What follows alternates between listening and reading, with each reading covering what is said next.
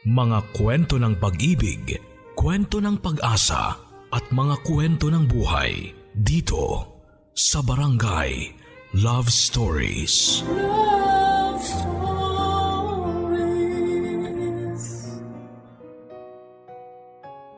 Mother's Love. Yan mga kapuso ang isang bagay na kahit kailan ay hindi matutumbasan ng kahit na anumang yaman sa mundo. Ang pagmamahal ng ating mga ina. Yung pagmamahal na kahit anuman ang mangyari ay hindi mawawala. Talikuran ka man ng buong mundo ay sinanay ang magiging kaagapay mo. Pero ang ating mga ina ay tao rin na minsan ay nagkakamali. Paano kung ang ating ina mismo ang maglagay sa atin sa alanganin? Kaya mo pa ba siyang patawarin? Mga kabarangay, simulan po natin ang kwentuhan kasama si Papa Dudut sa mga kwento ng pag-ibig, buhay at pag-asa dito sa Barangay Love Stories. Dear Papa Dudut, ako po si Romina. Lumaki sa isang marangyang buhay dahil ang papa ko ay isang engineer at ang mama ko naman ay isang businesswoman. Napakaswerte ko po dahil lahat po ng gusto ko at pangangailangan ay naibibigay nila. Ako po ang panganay sa aming tatlong magkakapatid at masaya po ang aming pamilya. Na kahit na hindi kami madalas na magkasama dahil sa trabaho nila mama at papa ay nabibigyan pa rin nila kami ng oras. Kaya yun po ang pinagpapasalamat ko. Mama's girl po ako, Papa Dudut, na kahit na hindi ko naman talaga kailangan minsan ay pinapabili ko kay mama. Ay naku Esther, pinagbigyan mo na naman yung anak mo. Masasana yan. Kaya yan nagiging spoiled eh. Lagi mo kasing pinagbibigyan. Ang sabi ni Papa nang makita niyang inabot ni Mama sa akin ang bagong sapatos na pinabili ko sa kanya. Hayaan mo na, minsan lang naman maging bata eh. At saka gusto kong ibigay sa kanila kung ano yung bagay na wala sa akin noon. Kaya hayaan mo na ako, Ramon. Ang nakangiti namang sagot niya kay Papa. O basta ikaw Romina ha, mag-aral kang mabuti. At saka dapat honor student ka lagi. Para lagi kang may reward galing sa akin. Ang sabi ni Mama sa akin at ngumiti ako. Oo naman ma, makakaasa ka na laging mataas ang grades ko. Basta Mama, yung bag na gusto ko ha, yun ang ipapasunod kong ipapabili sa'yo. Ang hirit ko pa sa kanya. Ikaw talagang bata ka. O siya sige na, maghilamos ka na doon at matulog ng maaga. Ang sabi ni Mama sa akin. Napakasaya ko talaga Papa Dudut na wala na nga akong ibang mahihiling pa. Kung tutuusin ay nasa akin na lahat. Maganda at masayang pamilya at maginhawang buhay. Oy Romina, bago na naman yung sapatos mo ang ganda. Ang sabi sa akin ng isa kong kaklase. Sa bagay, mayaman naman yang si Romina at saka wala yung problema sa pera. Ang sabi naman ni Angela. Masipag lang talaga magtrabaho ang mama at papa ko. At saka may kapalit din naman ito eh. Dapat daw mag-aral ako ng mabuti. Ang sabi ko naman sa kanila. Lagi akong bida sa school namin, Papa Dudut, dahil halos linggo-linggo ay may bago akong gamit. Nag-aaral din ako sa isang magandang eskwelahan kaya naman maswerte talaga ako. At ito yung utang ko sa aking mga magulang. Lalo na kay mama. Madalas kong makita si mama na pagod Papa Dudut kaya naman lagi ko siyang hinihilod sa paa para lang mabawasan ang stress niya. Ang bait naman ng anak ko, siguro may kailangan na naman sa akin. Ang sabi pa niya. Hindi naman ma, alam ko kasing pagod ka eh. Ang sabi ko sa kanya. Ngumiti ito. Oo nga anak eh, naku ang dami kong ginawa sa trabaho ngayon. Salamat anak ha, ang sabi ni mama sa akin. Basta ikaw ma, ang sabi ko naman sa kanya. Nakita ko ang malaking sakripisyo niya para sa amin. Yung bang dapat andito na lang siya sa bahay pero nagtatrabaho pa rin siya. para lang mabigyan kami ng magandang kinabukasan. Ayaw kasi ni Mama Papadudot na matulad kami sa kanya. Bata pa lang kasi ay nasabak na siya sa trabaho si Mama. Isa kasing dating kasambahay si Lola, samantalang ang lolo ko naman ay isang magsasaka.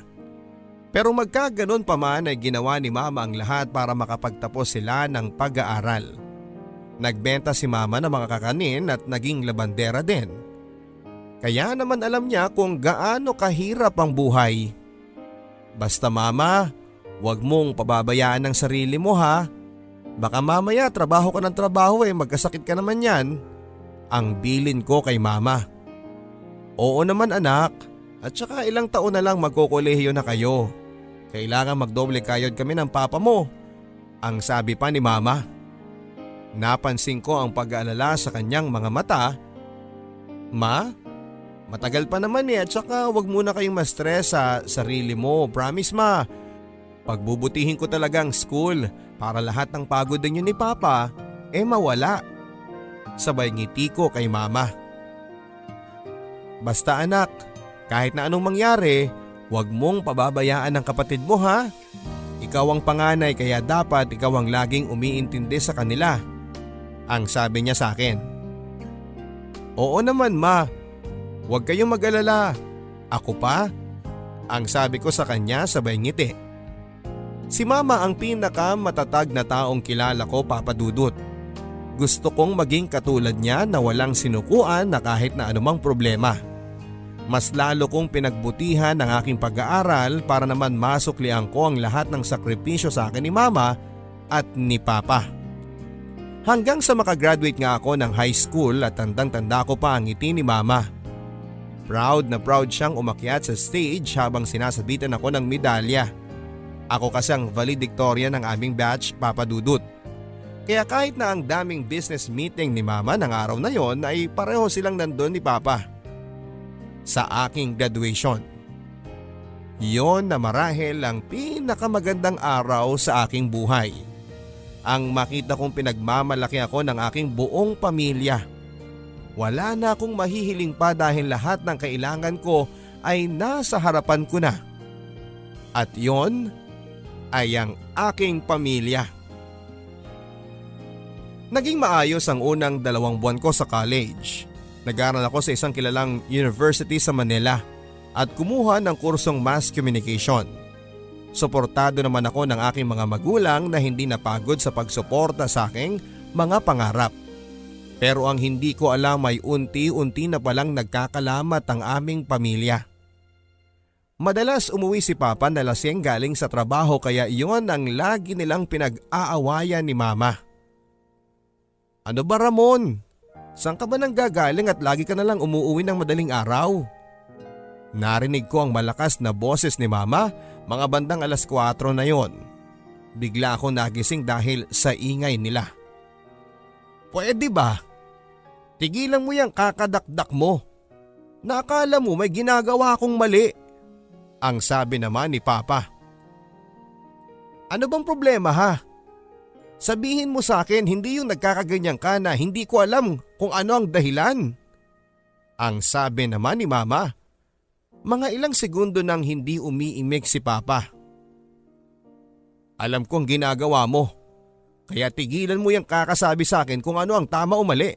Dahil ikaw mismo ang gumagawa ng ikakasira ng pamilya mo. Ang sabi ni Papa. Hindi ko alam kung ano ang tinutukoy nito.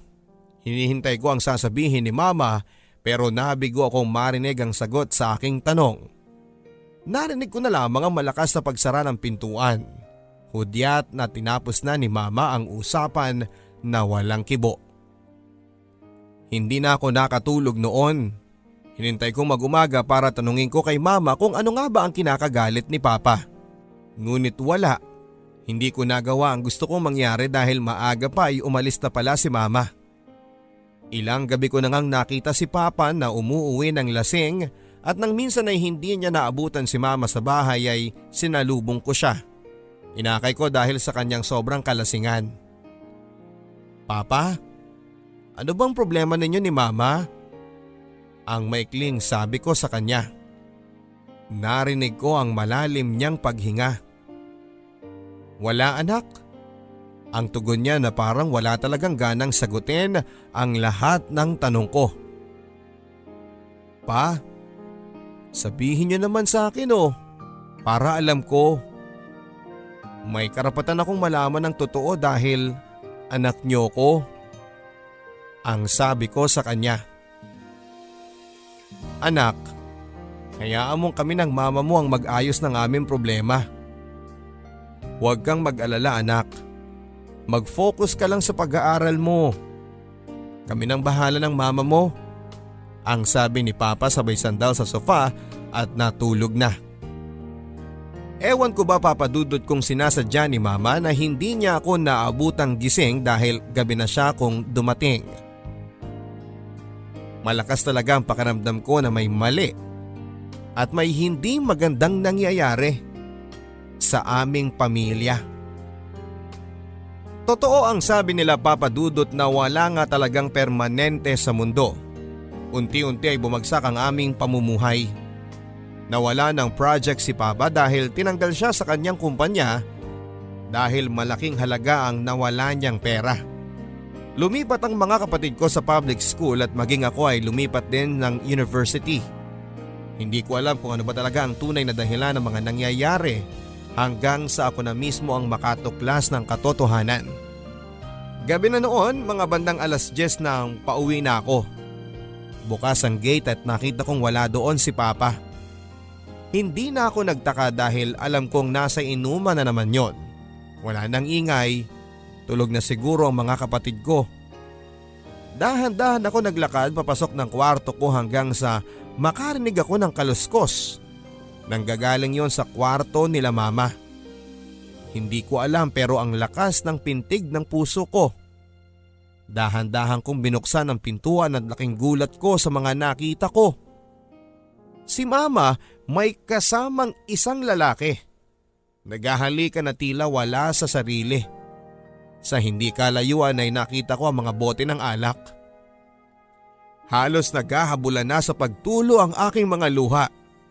Ang sakit-sakit sa loob ko at halos hindi ako makahinga. Gusto kong ilabas ang lahat ng galit ko.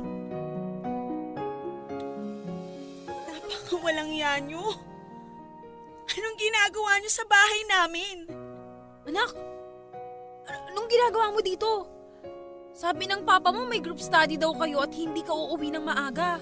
Ma, ikaw pa talaga ang may ganang magtanong sa akin yan? Pagkatapos ng mga nakita ko? Anong ibig sabihin nito, Ma? Sorry anak, nagkamali ako.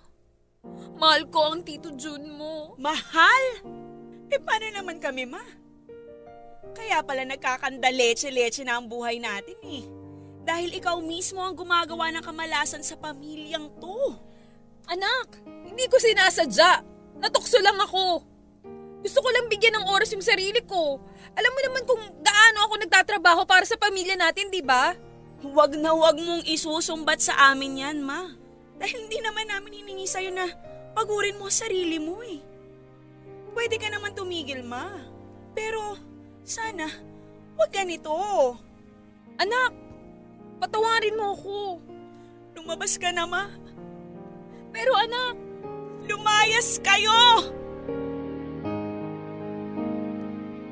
Parang isang bangungot ang lahat ng mga nakita ko.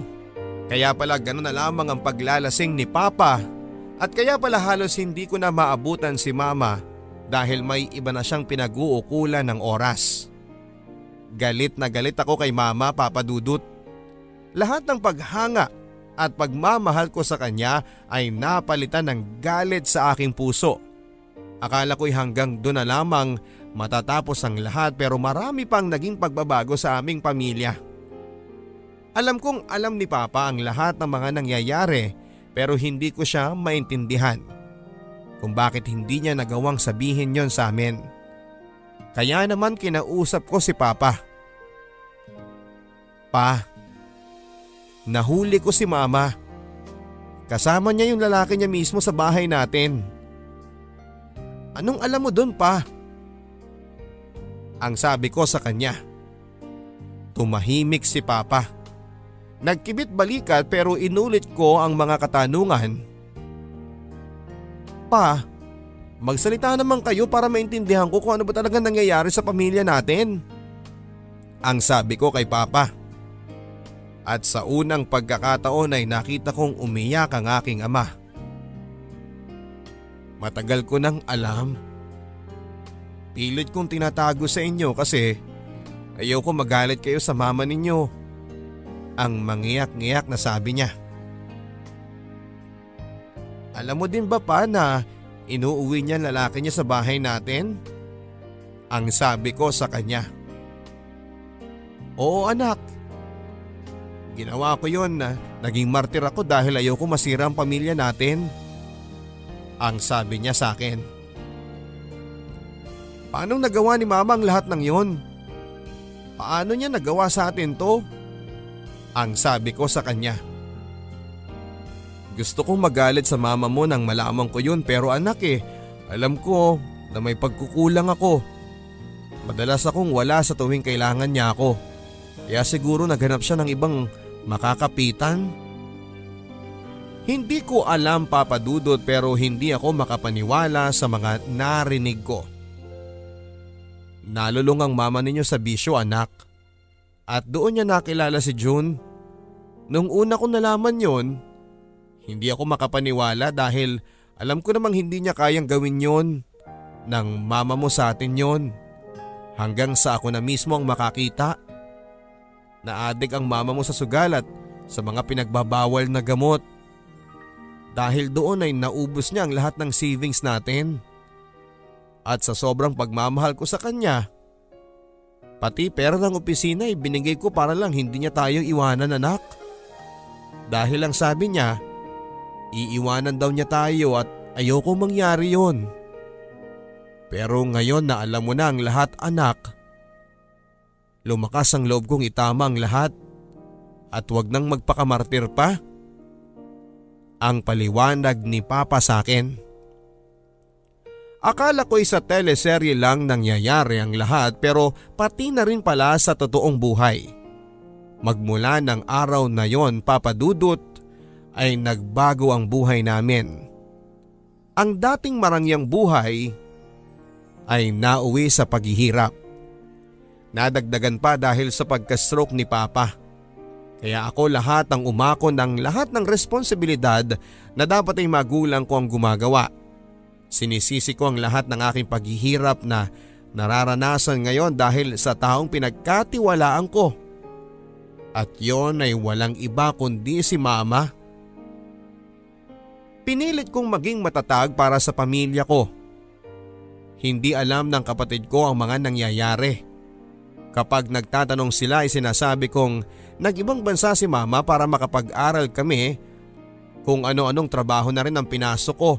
Makapagtapos lang ako ng pag-aaral. Hindi ko alam na hahantong ang lahat ng ito sa ganitong kalbaryo. Naging call center agent ako Papa Dudut pero kulang pa rin para sa pang-araw-araw naming gastusin. Kaya naman nagbenta ng ari-arian si Papa at nagsimula kaming magtayo ng isang sari-sari store pero nalugi lang kami dahil sa puro utang na ginagawa ng mga kapitbahay namin. Hanggang sa hindi ko alam kung saan ako kukuha ng pang-tuition ko dahil gipit na ako. Kaya naman napilitan akong kumapit sa patalim. Girl, pumayag ka na. Sasayaw ka lang naman at saka walang makakakilala sa'yo doon. Ang sabi sa akin ng kaibigan kong ganun palang paraan para makapag-aral. Ayoko at saka natatakot ako Ang sabi ko sa kanya. Nako, huwag ka nang matakot. Uunahin mo pa ba yan Hindi ka makakapagtapos ng pag-aaral. Hello, wake up girl. Nasa mundo tayo, dapat maging matapang tayo. Ang sabi nito sa akin. Huminga ako ng malalim. Ano bang gagawin? Ang tanong ko. Sasayaw ka lang at eto ang suot. Ipinakita niya ang kakarampot na tingalang magiging suot ko lamang sa aking pagsasayaw. Gusto kong tumakbo pero alam kong wala na akong makakapitan pa kaya naman pumayag na ako. Habang sumasayaw ako sa stage halos maiyak ako. Ang daming lalaking nakatingin sa akin. Sumisigaw at lumalapit sa akin at nagbibigay ng pera. Totoo nga na malakas ang kita sa ganong kalakaran. Sumayaw ako para sa pamilya ko. Ang isang beses na sinabi ko kay Claire ay naulit pa ng naulit hanggang sa hindi ko naramdam ang hiya, Papa Dudut. Naging madalas na ako sa club at highly requested ng mga customer. Noong una ay hanggang sa sayaw lang ako pero dahil malakas ang kita kapag nakipag-table ka ay ginawa ko na rin. At doon ko nga nakilala si Bobby. Masugid siyang nanonood sa bawat paggiling ko at hindi nga nagtagal ay niligawan niya ako at naging boyfriend ko siya. Ibang-iba si Bobby. Hindi siya katulad ng mga lalaki sa bar. Nanonood lang siya dahil sa problema niya sa kanyang pamilya. Hanggang sa makita niya ako at hindi na raw niya ako nakalimutan pa. Dahil kay Bobby ay muling nagkaroon ng direksyon ang aking magulong buhay.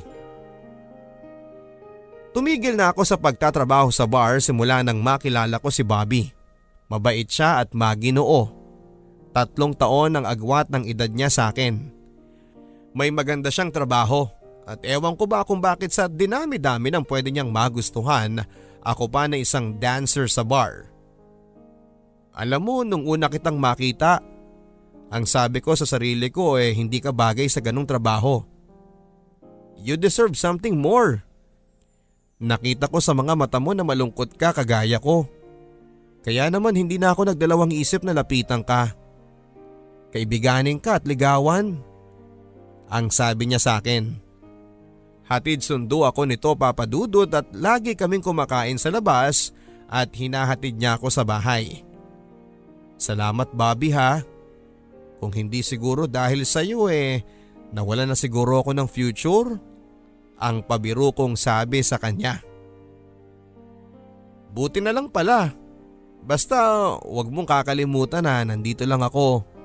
Andito ako lagi para sa iyo, ha. Hindi kita iiwanan gaya ng ginawa ng mama ko sa amin. Napansin kong biglang nalungkot ng tono ng pananalita niya. Bakit? Anong nangyari sa mama mo? Ang tanong ko sa kanya. Iniwan niya kami para sa lalaki niya. Ang sabi nito.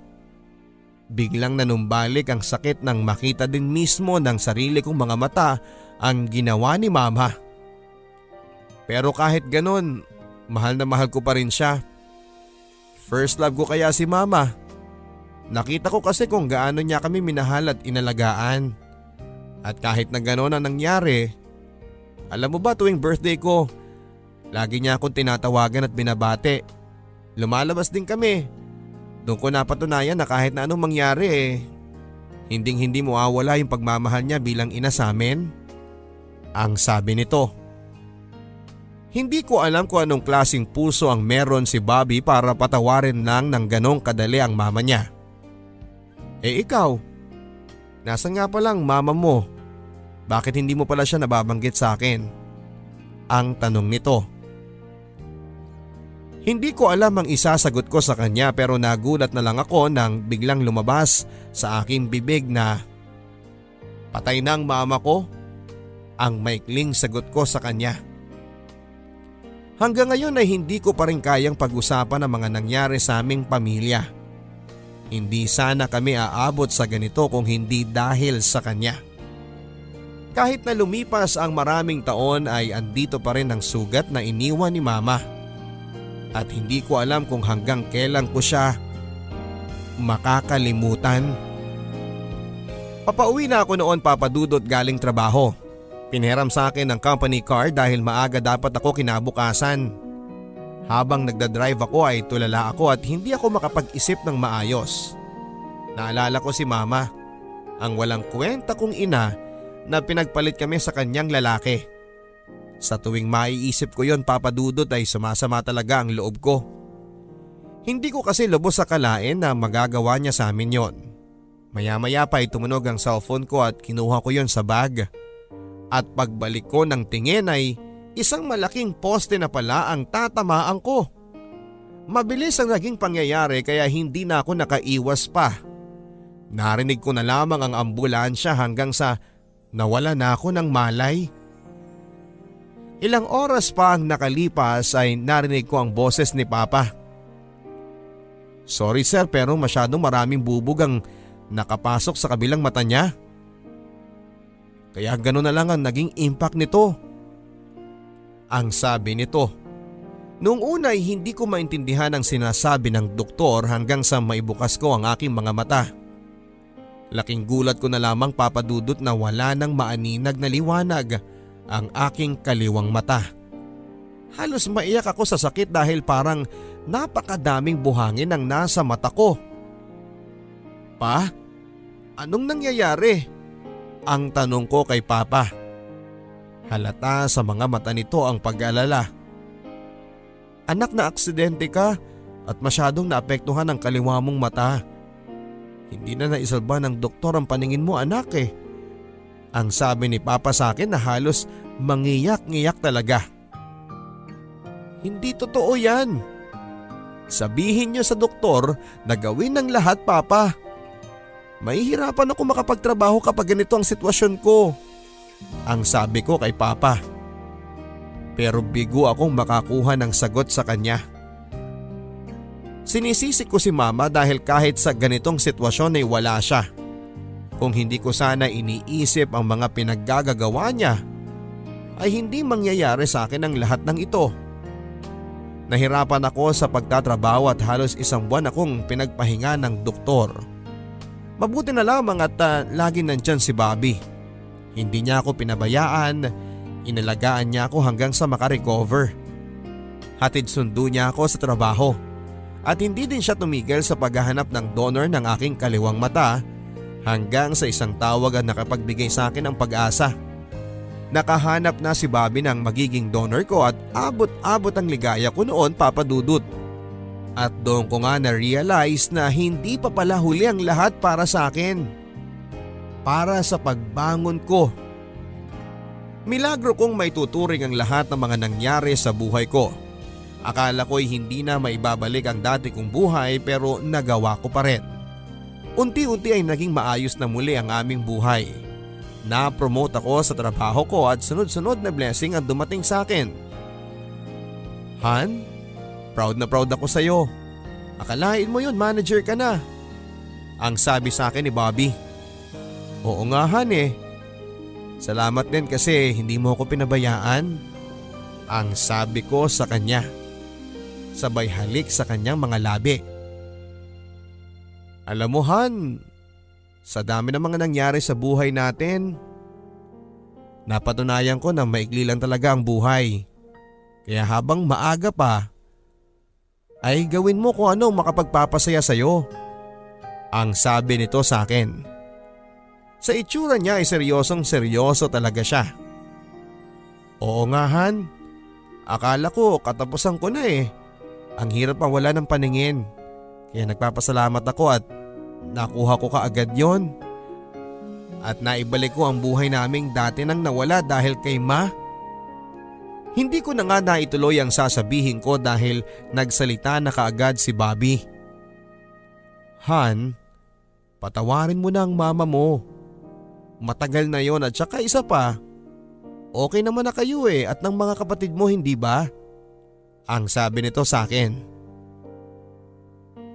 "Oo, okay na kami pero hindi sana namin dadanasin ang lahat ng ito, lahat ng hirap na ito kung hindi dahil sa kanya," ang sabi ko naman sa kanya.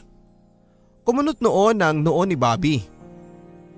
"Han, kahit na anong mangyari, mama mo pa rin siya at bali-baligtarin mo man ang mundo, siya pa rin ang mama mo," ang sabi naman ito sa akin.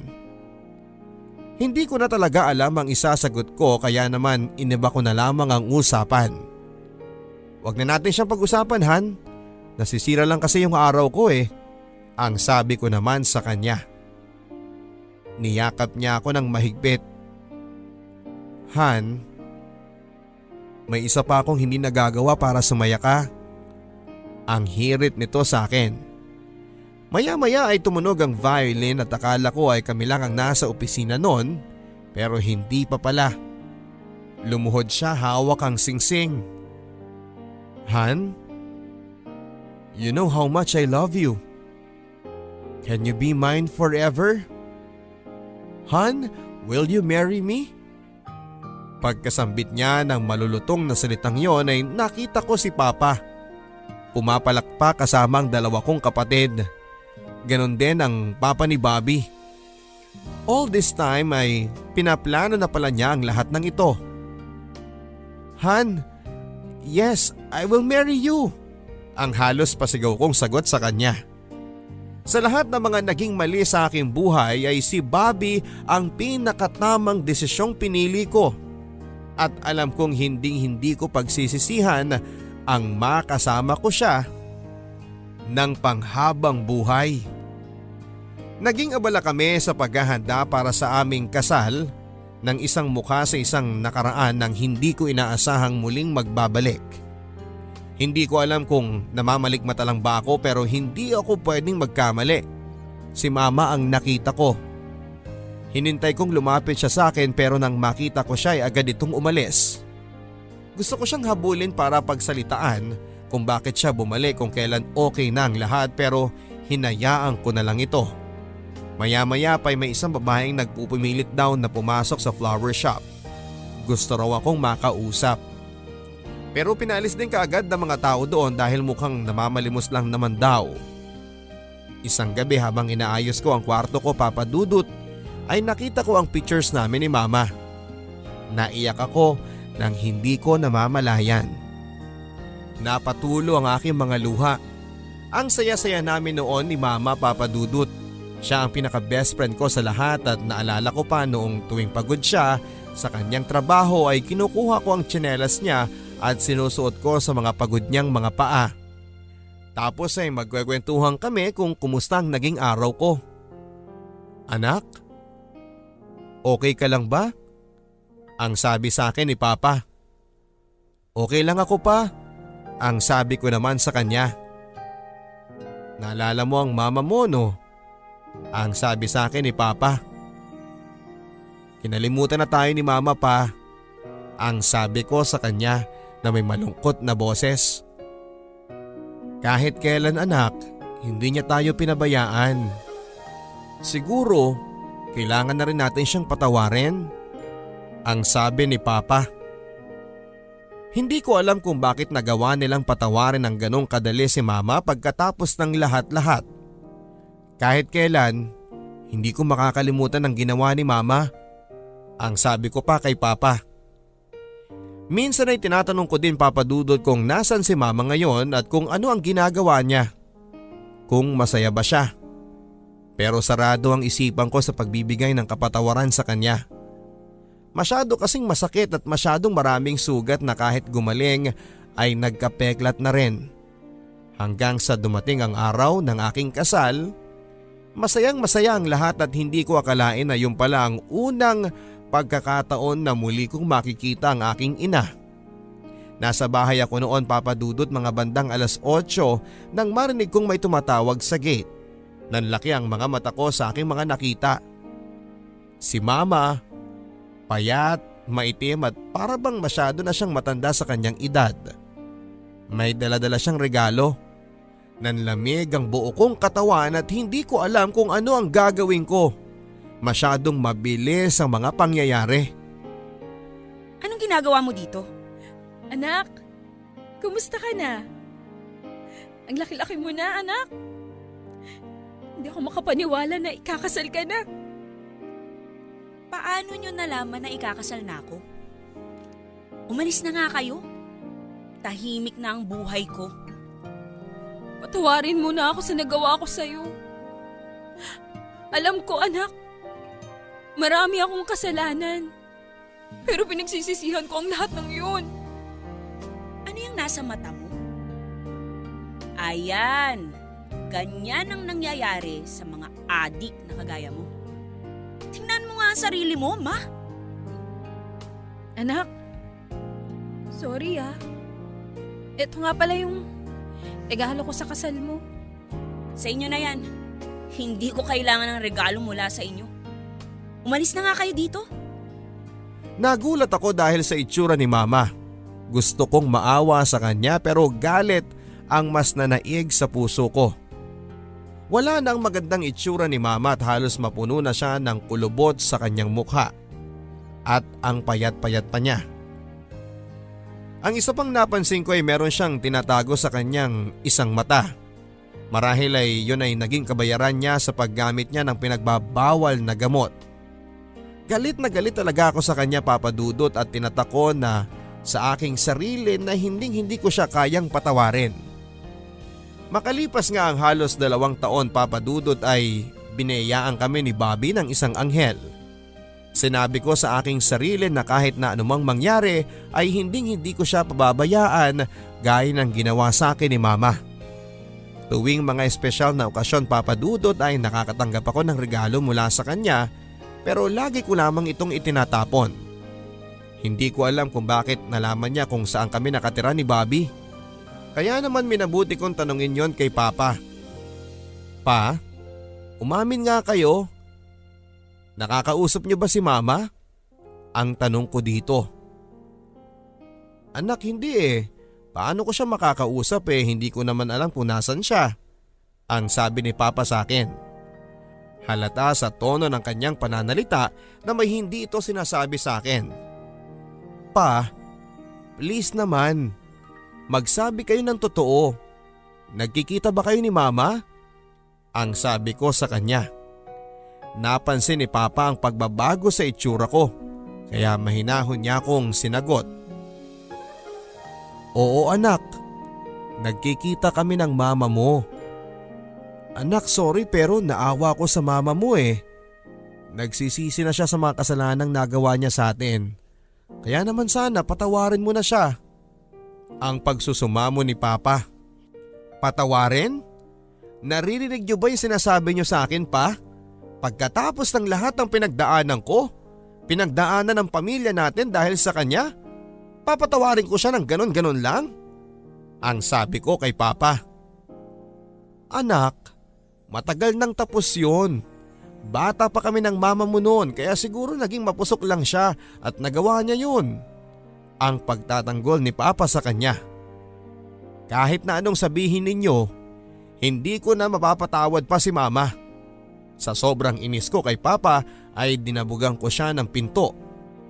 Ayoko nang makarinig pa ng kahit na ano pa tungkol sa babaeng yon. Kinalimutan ko na may ina ko. Masyadong naging malalim ang sugat ko, Papa Dudut. Makailang ulit pa akong pinagdalahan ng regalo ni Mama pero lagi ko lang tinatapon. Hindi ko kayang tanggapin ang mga bagay na mula sa taong sumira ng buhay ko. Isang araw habang papauwi na ako ng bahay ay nakita ko na naman si Mama. Nag-iwan na naman ng regalo sa labas ng aming bahay. Sa sobrang inis ko ay bumaba ako ng sasakyan at kinausap ko siya. Bakit ba kayo balik ng balik dito? 'Di ba? Sabi ko sa inyo, ayoko na kayong makita. Anak, hindi ako titigil hanggat hindi mo ako pinapatawad. Pwes, mapapagod lang kayo. Dahil hinding-hindi yon mangyayari. Alam ko anak, marami akong pagkukulang sa'yo. Hayaan mong ibalik ko ang lahat ng yon. Patawarin mo na ako anak, miss na kita. Patawad? Anong alam nyo ma sa pinagdaanan ko? Halos ibenta ko ang sarili ko para makapagtapos lang ng pag-aaral at para matustusan ang pag-aaral ng mga kapatid ko. Na-stroke si Papa. Sunod-sunod na problema, Ma. At nasan kayo nung mga panahon na yun? Wala. Nung maaksidente ako at muntik nang mabulag, asan kayo, Ma? Kahit kailan, hindi kayo naging ina sa akin. Sorry anak! Sorry anak! Hindi ko inaasahang mapapatawad mo ko anak. Pero, alam ko anak, balang araw. Umalis na kayo! Umalis na kayo! Akala ko'y okay na ang lahat at okay na nawala si Mama sa buhay ko. Pero mali pala ako. isang katotohanan ng halos hindi ko paniwalaan. Han, may gusto sana akong sabihin sa'yo, ang sabi ni Bobby. Nakita ko sa mukha ng aking asawa na hindi niya alam kung paano niya sisimulan ang mga susunod na salitang sasabihin niya. Ano yun, Han? Kinakabahan naman ako sa iyo ang sabi ko sa kanya. Han, naalala mo ba yung nakahanap tayo ng donor mo para makakita ka sa kabilang mong mata?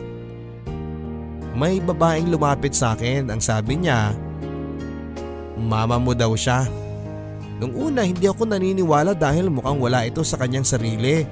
Nakatsinelas, marumi ang mga paa at may dala-dala itong wallet na puro pictures ang laman. Nagulat na lamang ako nang makita ko yung picture mo nung bata ka pa. Umiiyak siya at nagmamakaawa sa mga doktor na kunin ang kabilang mata niya para makakita ka pa. Hindi pumayag ang mga doktor pero nagpumilit siya. Kaya naman hinanapan ko ang mama mo ng magandang tirahan. Pinakain ko siya at binihisan. Hindi siya pumayag na kupkupin ko siya ng walang bayad. Kaya ang ginawa niya, naglalabada siya sa amin at nakiusap ang mama mo na wag daw sabihin sa'yo. Pero hindi lang talaga matiis ng konsensya ko na sinasaktan mo ang mama mo. Na walang ibang ginawa kundi ang hingi ng kapatawaran mo.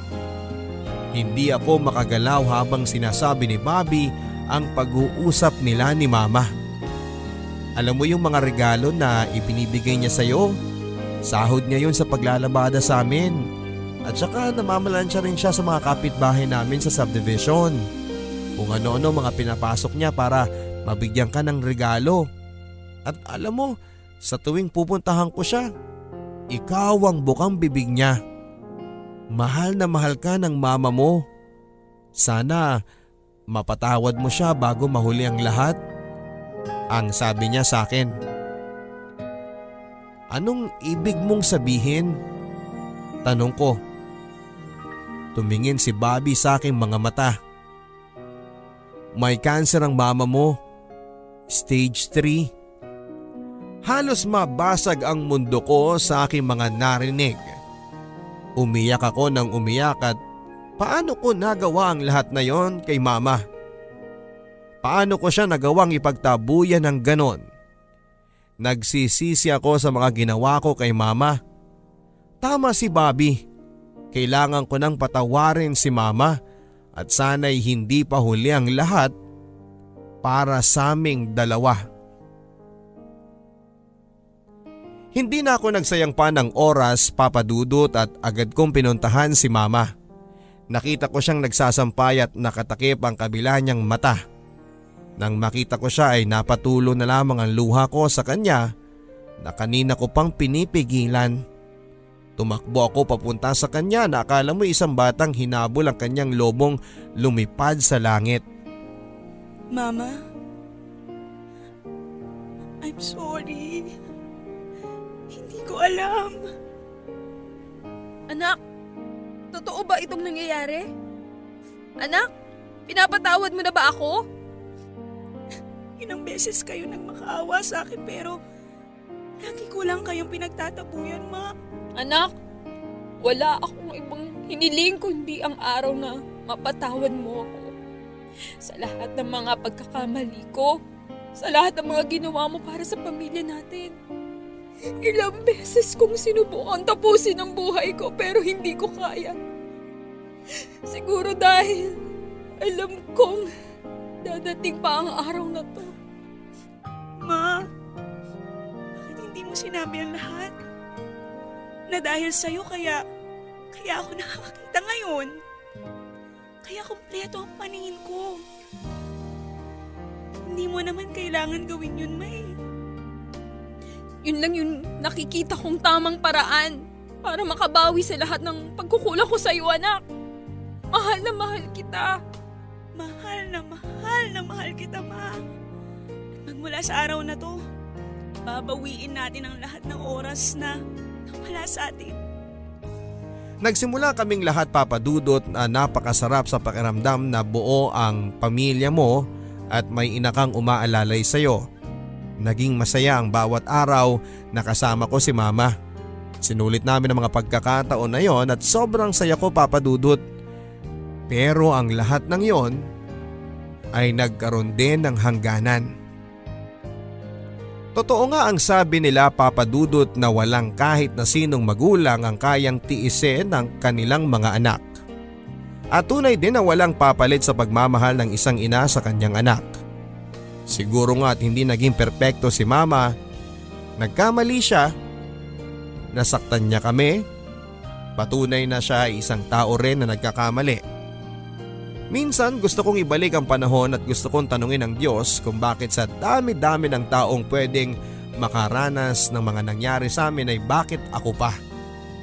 Ako pa na walang ibang hinangad kundi ang buo at masayang pamilya. Ngayon ay naiintindihan ko na dahil alam ng Diyos na kahit na anuman ang mangyari, mas matimbang pa rin ang pagmamahal ni Mama para sa akin at lahat ng ito ay naging instrumento ko para maging isang matatag na tao. Ipinagamot namin si Mama, Papa Dudut, pero hindi na kinaya ng kanyang katawan ang pagkakasakit niyang yon na nakuha daw niya sa kanyang bisyo. Ayon din kay Mama ay nagparehab ito nang sa ganon ay mapigilan niya ang kanyang sarili sa patuloy na paggamit ng ipinagbabawal na gamot. Namimiss ko na si Mama pero kahit papaano ay mapayapa ang aking puso dahil alam kong nasa mabuti siyang kalagayan sa ngayon. Ilang taon na rin po ang nakalipas, kahit na ilang taon pa ang magdaan, ay mananatiling buhay sa aming mga puso ang mga alaalang iniwan sa amin ni Mama. Ang mga aral na natutunan namin sa kanya. Sa ngayon po, Papa Dudut, ay 3 na po ang anak namin ni Bobby.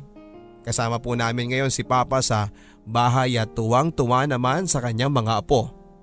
Ang aking mga kapatid naman ay may kanya-kanya ng maayos at masayang pamilya. Tuwing linggo po ay nakaugalian ng aming pamilya na magpunta ng simbahan at pagkatapos ay dalawin si Mama. Maraming salamat, Papa Dudut, sa oras na nilaan ninyo para sa aking kwento. Sana ay magsilbing inspirasyon ito at kapulutan ng aral ng ating mga kabarangay. Maraming salamat pong muli and more power to your program. Ang inyong kapuso at kabarangay, Romina. Ang ating mga ina ay ang unang taong naniwala at nagmahal sa atin. Hindi matutumbasan ang pagmamahal ng isang ina, mga kabarangay. Madalas man tayong sermonan sa tuwing may mga maling bagay tayong nagagawa ay hindi pa rin magbabago ang kanilang pagmamahal para sa atin. Kahit na wala na silang makain, basta ang importante tayo meron. Handa silang maglaba ng madaming damit at kaya nilang gawin lahat para lang may pangbayad sa ating mga tuition, kaya wag nating kakalimutan na pasalamatan sila. At wag natin silang susukuan gaya ng ginawa nilang paglaban para sa atin. Dahil kung hindi dahil sa ating mga ina, wala tayo sa ating kinakaroonan sa ngayon. Ang Romina Story ay sa direksyon ni Eden Soriano. Ang ating theme song na Alaala ay kinanta naman ni Joe Beril, ni JB Ramos at ni Jimmy Horado. Ako po ang inyong si Papa Dudut sa mga kwento ng pag-ibig, buhay at pag-asa. Dito sa Barangay Love Stories.